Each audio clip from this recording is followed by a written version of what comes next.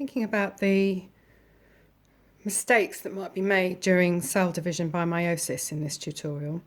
So if we just have a quick recap of meiosis. Over here we have a diploid parent cell which undergoes DNA replication.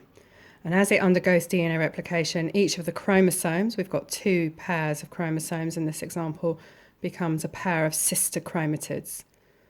In prophase 1, the homologous chromosomes cross over, so the chromatids swap genetic material.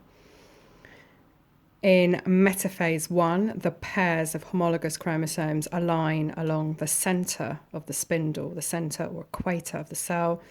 In anaphase 1, the pairs of chromosomes get separated, so one of each pair will go into each of the daughter cells at the end of the first division. So these cells are now haploid. Okay, in metaphase 2, the single chromosomes now, because there's only one of each in each cell, the single chromosomes align along the centre of the spindle or the cell. And then in anaphase 2, the pairs of sister chromatids get separated in each case, so that now when telophase 2 and cytokinesis can happen, each new daughter cell has half the number of chromosomes and the chromatids have been separated. So each of these cells are haploid. Okay, so that's what should be happening in meiosis.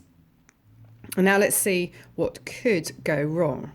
Okay, so we have a parent cell which undergoes DNA replication to make sister chromatids. So far, so the same, yeah? Crossing over is happening in prophase 1 here. The pairs of homologous chromosomes are aligning along the centre of the cell, metaphase 1. This is still the same.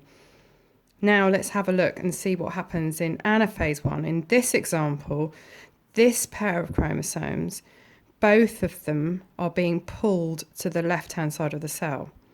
What should happen is that one chromosome gets pulled to one side and the other chromosome gets pulled to the other side. And that's not happening here. This is called a non-disjunction.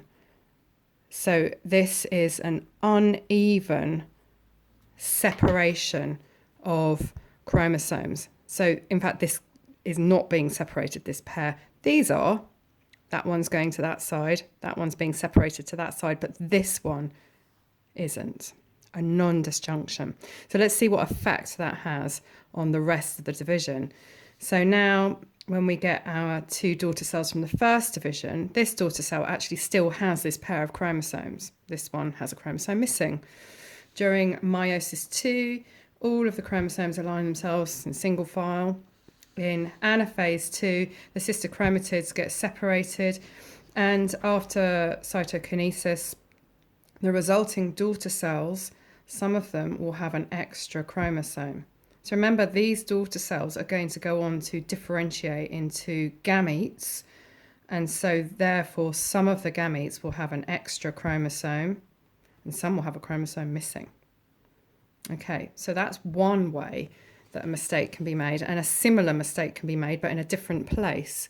Let's have a look at this example now. Okay, so we have DNA replication happening in the parent cell, of course, same as the previous example. Prophase 1 is where the homologous chromosomes are crossing over. In metaphase 1, they're aligning along the centre of the cell in their homologous pairs. Now, in this example, the chromosome pairs are being separated as they should be. Look at that cell compared with that cell. That's how it should be. And just have a quick look at the other example. The non-disjunction was happening in the other example, but it's not in this one. Okay, so let's carry on. So after cytokinesis, the resulting daughter cells after the first division have the correct number of chromosomes, half the number of chromosomes. They line up along the centre of the cell in metaphase 2, and the chromatids get separated in anaphase 2. However, in this cell, the chromatids are not being separated. So this is the non-disjunction in this case. The chromatids are not separating. So what we end up with in the resulting daughter cells, which are going to go on to differentiate into gametes, is some of them will have an extra chromosome. In fact, in this example, one of them has an extra chromosome because of this failure to separate the chromatid. This one has a chromosome missing. So let's summarize this in specific terminology.